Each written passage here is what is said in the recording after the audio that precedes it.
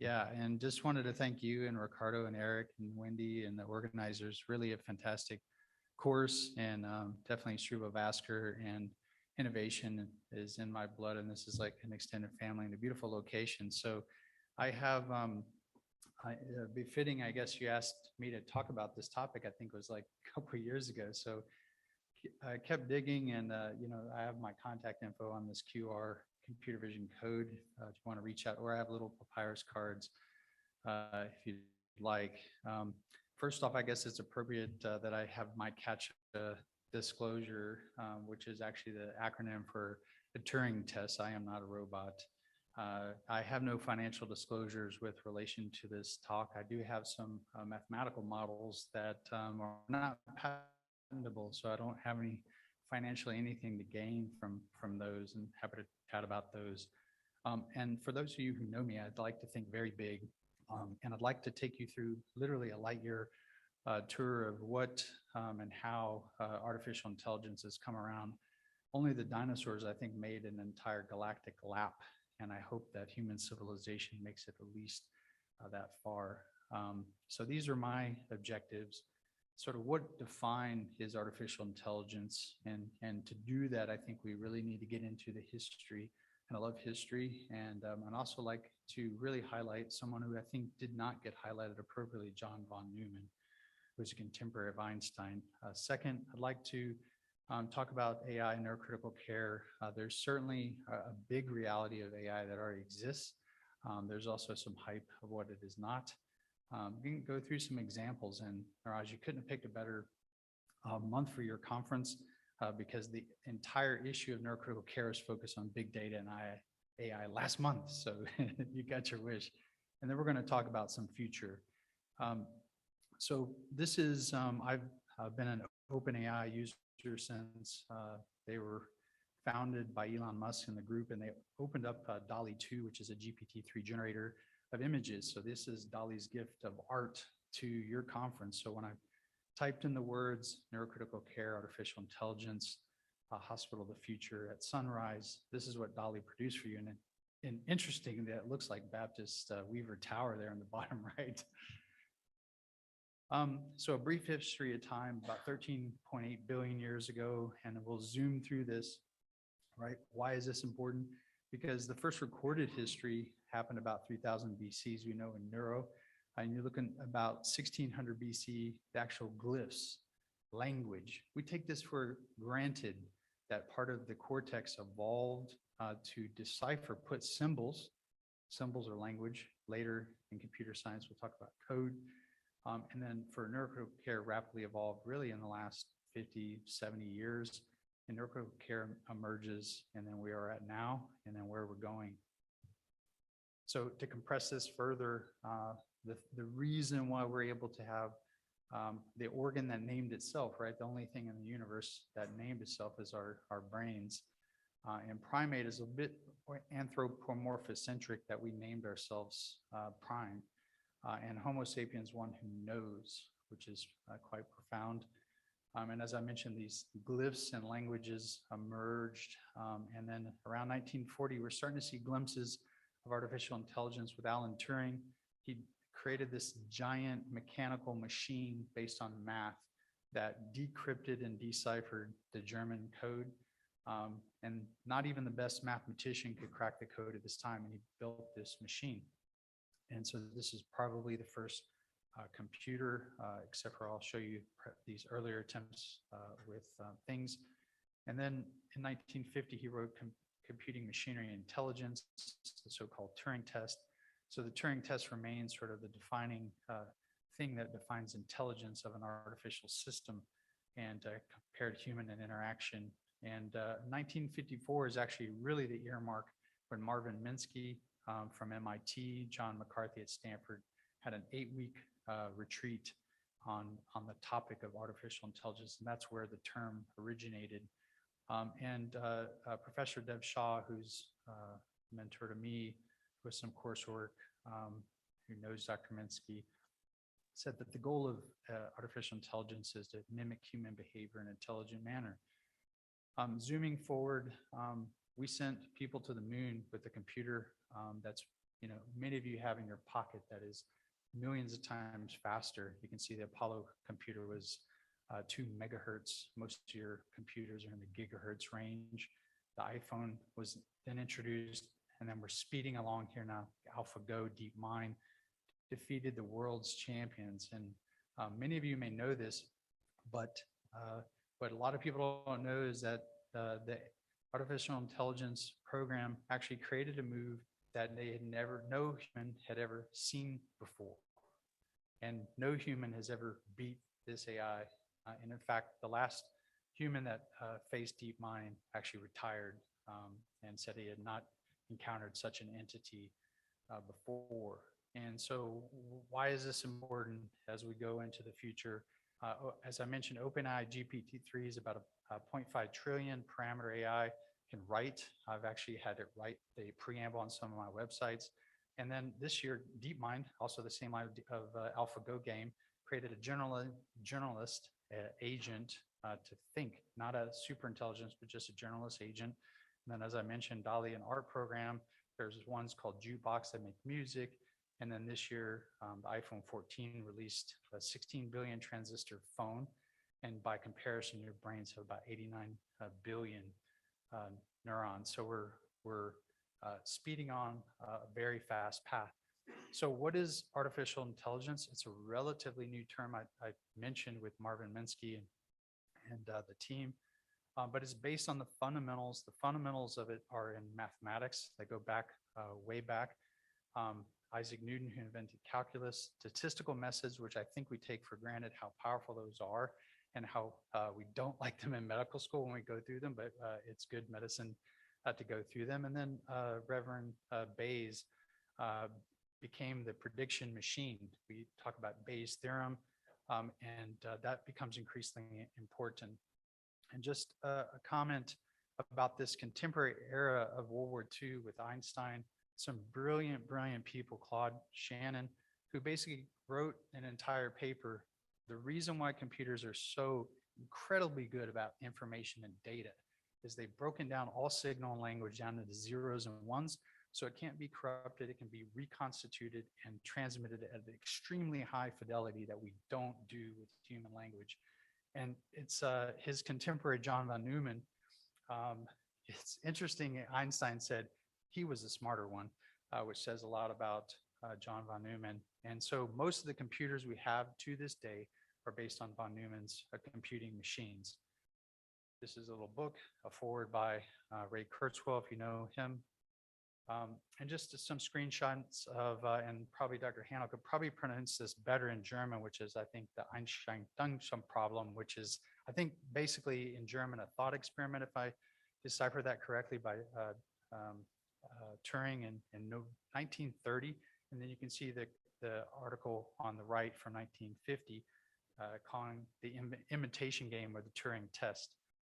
So there will be math. I should have warned you. And so I think this one slide to me hopefully really drives home the main differences. And so this equation, which is a simple linear equation, really embodies all three. And so on your far left, math and statistics, you have your variables. And this is important. You can do this on paper. And this is critical to do hypothesis testing and the like. So rejecting the null hypothesis, you can prove and disprove things. It's very important. And then you get in the middle category, which is machine learning. So it can solve things for you. It can make predictions. And linear regressions are very powerful as a mode of machine learning. And then on the far right, what is AI? What is artificial intelligence? Again, going back to those definitions you can see in the upper right, this is where it can make adjustments. It can have control. You can look at the dose response, the skew, and the spread or heteroscedasticity of those variables. And also there's the newer forms called Q-learning, detect if it's a linear relationship or not, or multilinear, collinear. And we think about an example is, does anybody have full self-driving cars? So, right, I mean, I think if you've got a time machine and you showed someone car driving itself, they think you were crazy, but here we are in 2022. So why is this important? The backdrop is actually we're living in what's called the fourth industrial revolution. This is not the steam engine. This is not computer. but it's the coalescence of multiple technologies. And so all of them coming together had made the rapid pace of technology happen faster than any other time in human history. So extremely important time in which we're living, and our kids pick this up immediately. This is just a graphic showing you what this looks like in terms of a visual of the fourth industrial revolution. All these technologies are coalescing and combining in different forms. So augmented reality with robotics, AI with human interfaces, smart sensors, and Internet of Things, 5G, and so forth. And a brilliant physician scientist, Dr. Richard Eman in Rochester, once cited Vannevar Bush, which is Science Endless Frontier, and he said that all knowledge is like a lens, which allows us to see further into the future, and each future technology lets us see even farther. And I believe that is correct. And this is just a crazy number, right? Since the iPhone came out in 2007, there's 7.89 billion people with some kind of on Earth, and then 5.29 that have a smartphone. I can tell you 10 years ago, you go different parts of the globe, they didn't have these. Now you go there, the parts of the world haven't changed except for the fact that they're holding a massively powerful computer with a satellite comm link in their hands. So the world is incredibly connected nowadays, more than ever before. So how does this relate to neurocritical care?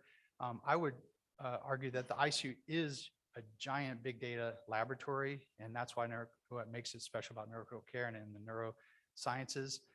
And every airplane cockpit has been very carefully, if you ever read Atul Gawande's book, The Checklist Manifesto, they do a brilliant job really curating what is essential, the signal to noise ratio.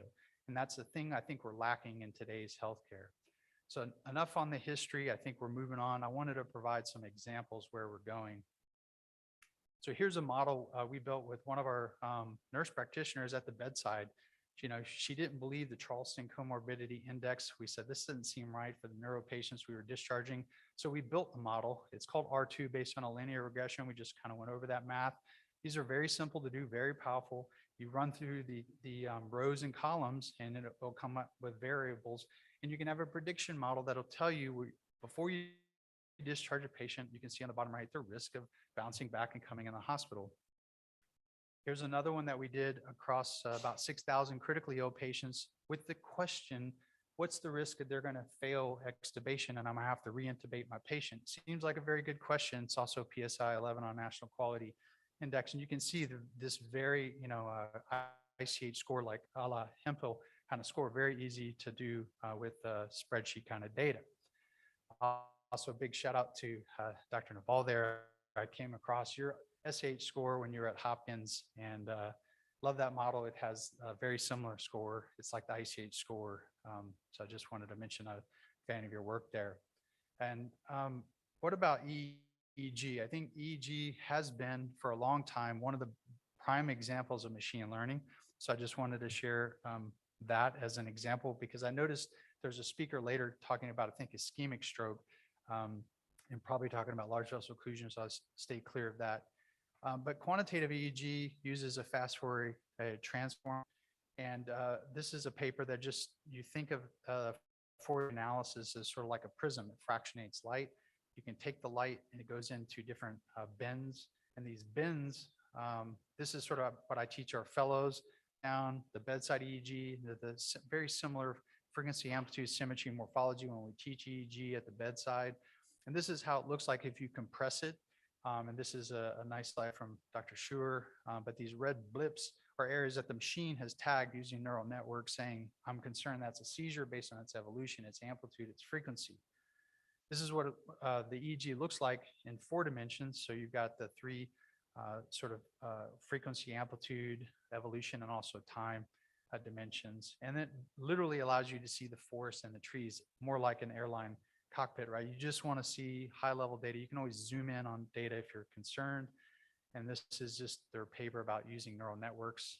They've also shown that you can do a statistical Turing test, and it was non-inferior for human tagging of areas for seizures. So EEG's come a long way. You can also plug and play with EEG, put in smart devices like Apple Watch accelerometers, ECG Apple continues. Now they've added oxygen saturation. The rumor is they're going to add blood glucose next.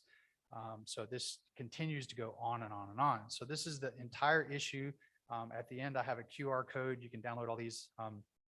And this is great. I love this. Giuseppe from Oxford says, blah, blah, blah, Greta Thunberg, about big data and AI, right? That's kind of like the public thought about when you say AI. And the counter is that it's all about the V's, right? The high velocity, high volume. This is what we see. These patients are super sick. They change very rapidly, and there's a lot of data coming at us very fast. So, right, how do you filter that data, right? You need to have some kind of filter from the data so you don't have information overload. And I think it's incumbent upon us as the users to really curate what data displays we want. And this is just, again, going back to John von Neumann, think about the visualization of data and the representation of data. We need to be able to visualize the data so that our brains can see it accurately on these dashboards. So my last part is more moving into the future for NeuroICU care. And I would call this the A's of AIs. I think we should lead to automation, at least, or what we call augmentation of human intelligence. These dashboards should help you be better at what you do. I don't think we're living there now, but we need to give feedback to these systems. They need to have analytics, predictive ones. Amazon knows what shoes I want when I type in brown shoes, right? And how does it do that? It knows what my prior purchase history. This is crazy that our healthcare records don't do this for us now, but it's all there. We just need to get under the hood on this.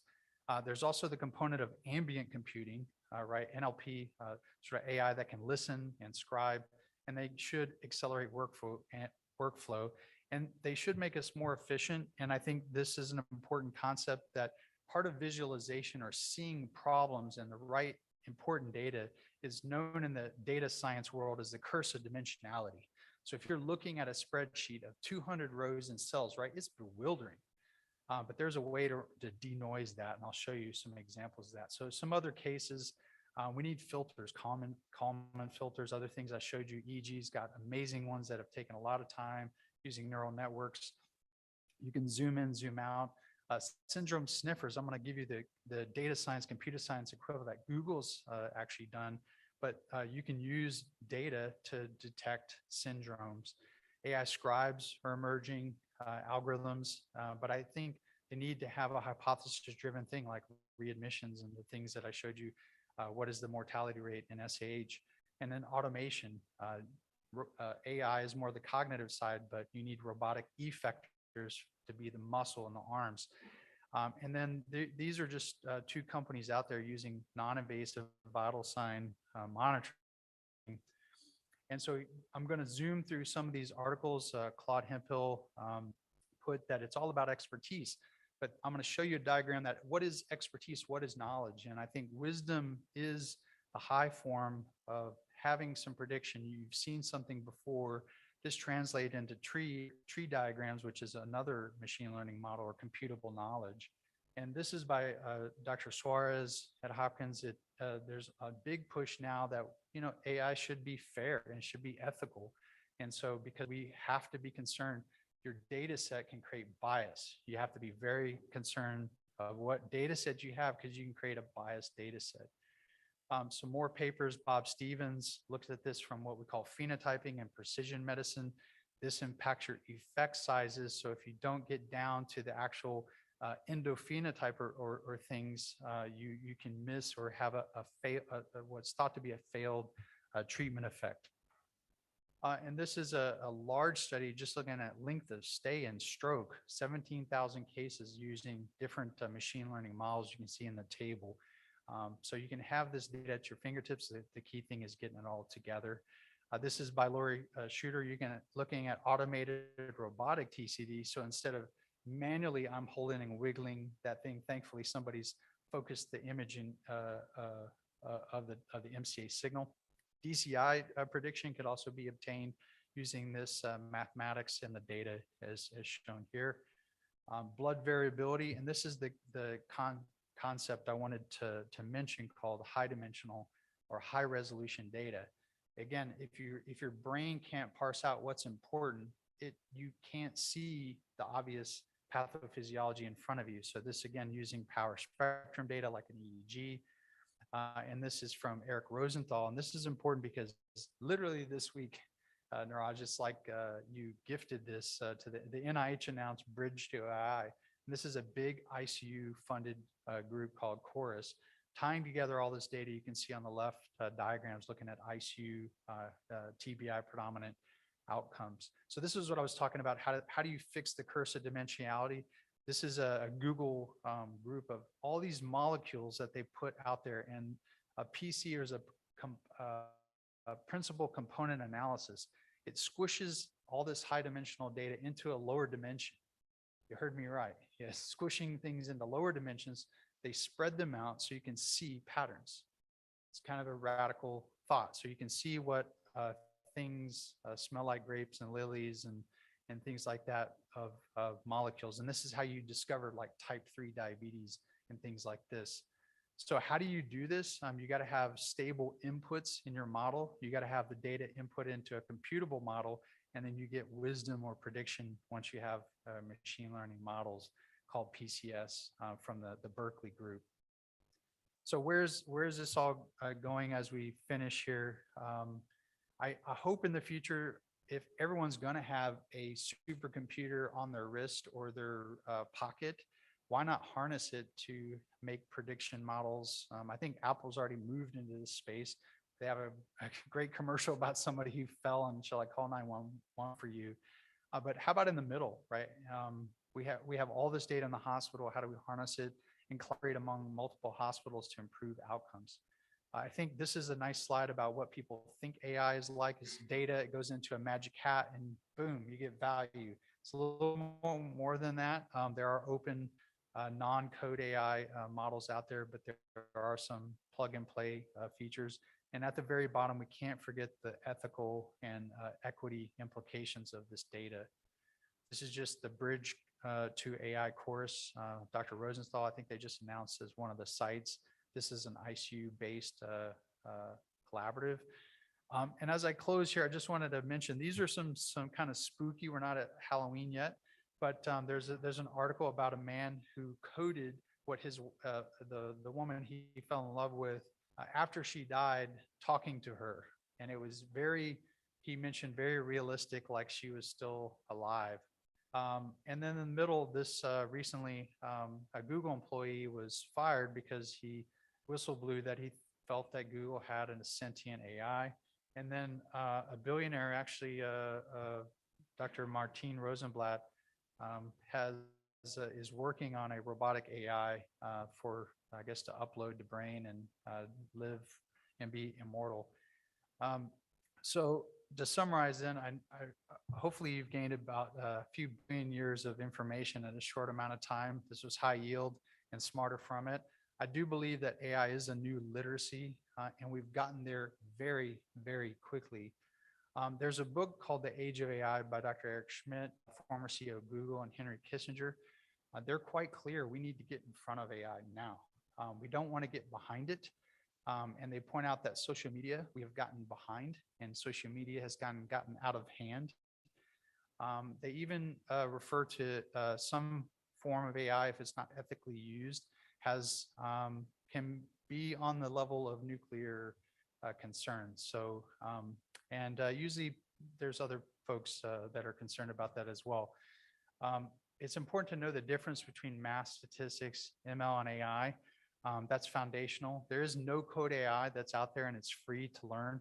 And we need more scientific collaboration in neurocritical care with these bridge funding. So I hope that comes about. And if there's open source, or if anyone's interested, I'm happy to talk to that. Sorry, this is a quick spiel, I think, about healthcare or the globe in general, but I hope that we ethically think about our purpose in life and not profit. I hope that we think about building networks.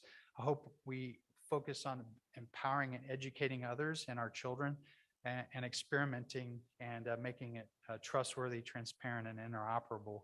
So I'm going to leave you with a few quotes. So this is probably my daughter, you know, felt like this quote by John McCarthy. It's not, as soon as it works, we don't call it AI anymore, right? It surrounds us, but we've kind of, you know, become it, you know, it's like, whatever. It's not AI, but it's very detailed if you look under the hood. And then Douglas Adams, the author of The Hitchhiker's Guide to the Galaxy, sort of said it's age dependent too, right? If you're born into the world with all this stuff, it's not really technology. If you're in the middle part of your life, it's you know, it's going to be great if you want to get in your career. But if you're older, you're kind of a nihilist or you know, a Luddite about it. You don't really care about it. And I'll leave you with this last quote by Arthur C. Clarke that said, any sufficient advanced technology is indistinguishable from magic. As a magician as well, I find this always fascinating. I was always fascinated with the iPhone when it came out, a combination of multiple technologies. Magic is the things we don't understand. There are still things we don't understand on some of the AI models and how they exactly work. It's called the black box. And then, I'm sorry, last thing, I think the Schopenhauer quote talks about the things, trying to see things further. Talent hits a target no one else can hit. Genius hits a target no one else can see. So our goal in life is to try to see and push humanity farther. And as I mentioned, this is a QR code, all the PDFs, references. It's in the slide deck as well. And yeah, I'll stop there. Questions? I promise it's not downloading a virus. David, thank you so much. As usual, really interesting and thought-provoking. You're quite over here. I'm right in the line. Okay. You're quite optimistic. I could see it. I mean, even that you seems to overhype your Tesla self-driving capability. I don't know. I mean, to get a bit philosophical, I mean, you look at the iPhone, you know, I mean, it's amazing the power we'll have in our hand, but on a daily basis, I mean, it just allowed a bunch of grown-up to play Candy Crush at all time of the day. So do you really think that we're taking this turn and it's really helping medicine? And don't you think we're slow to adopt, you know, I mean, what would you recommend for us to basically, as physicians, be able to embrace that and be behind this? Because, an example, I was reading one of the quote. I think it's pretty depressing that, you know, we're like in the ICU neurosurgery, like weaning of EVD. Like, you know, am I better at this than I was 10 years ago? Probably not. You know, you would think there's a way with using this data that we could have a clear understanding and we could be sure whoever is going to fail with change of, you know, microscopic change in the ventricle size and things like this. So I don't know, what is your, I just feel like it's hard for those, it's hard to align this with the other competing force in medicine to kind of move in the right direction. So any thought about? Yeah, Eric, that's great comments and question. I think, I always think, somebody asked Eric Schmidt, you know, is AI gonna replace a lot of what we do? And he said for healthcare, he always wants a human in the loop. And I think that's very wise. And, you know, you want someone there to hold your hand. You want someone, and you always have to have a human fact check what the models are doing too, from a compassionate and supervisory standpoint. I think the comment about sort of the, I guess it's like a human drift versus reality. I've noticed just since introduction of the iPhone, we like to go to the Bahamas once a year and totally unplug. And I tell my daughter, I said, you know, let's go analog, unplug. And it's funny, when we come back, we notice everyone's head is like this, even at dinner, at the dinner table. So whether we realize it or not, people have become more pulled into these, the algorithms that are about ad dollars. So I encourage people to study this, become the masters of this rather than be subject to it. Same for healthcare. Does that answer that? Not really, but it was good response. I liked it.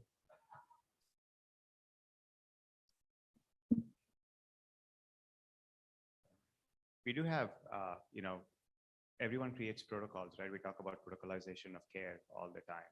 And sometimes those protocols are not based on, evidence. It's based on the expert panel, and the expert panel has their own biases. Maybe AI gets us away from that. It actually, does things in a non-emotional, non-biased sort of fashion. And I think that always plays into decisions we make on a day-to-day basis. So yeah, I think we fear it, but at the same point in time, I think the advancements are better for all of us. Yeah, and I think that I should have mentioned that I think, and then maybe that answers Eric's question more directly, is there is a use of Bayesian adaptive models like randomized trials to take the population data and feed it back into the system and use a smaller sample size. So like your EBD weaning, yeah, what are we learning as humans? I don't know, but I think the answer is we should collaborate more. We should create a data platform to study it more and build the system to pioneer these protocols based on data. I think there's a general sense of everyone being worried about their autonomy and their freedom and my rights, and I should have a right to do whatever I want to do. But I think the reason this perhaps may not take off in the future, even though there's all this additional input and information coming, is people feel, well, again, it does make the humans redundant. Whether it's a human touch, it doesn't matter. It's still like, wait, someone else is telling me what to do, even if it's a supercomputer. And I think that will always be, that hesitancy will always remain for that reason, because of the autonomy factor, perhaps. But this is awesome. Thank you. And I think what I think it's difficult. Like if we get back to the iPhone, I think, it's hard sometimes to get rid of the noise to go to the answer we want to find, or you get distracted. And I think the potential with AI is so large that it's easy to just basically get, inundated towards those data and not really, pay attention to what's really matter. And I think on the flip side of that, so if I look, and again, I'm above 35-year-old, so obviously I don't see that probably as advances as I should. But like to get back to the Tesla, I mean, the AI in the Tesla, it's pretty dangerous. I mean, where we are right now, it's not up for prime time.